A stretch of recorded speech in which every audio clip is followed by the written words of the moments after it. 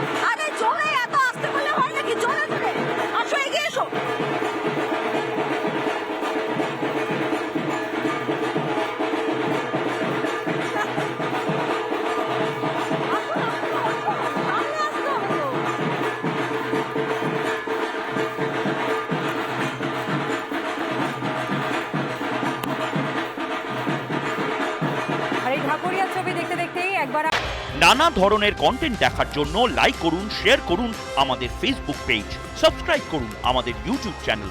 পাশাপাশি অন্যান্য ব্রেকিং নিউজের জন্য অবশ্যই চোখ রাখুন রিপাবলিক বাংলায়।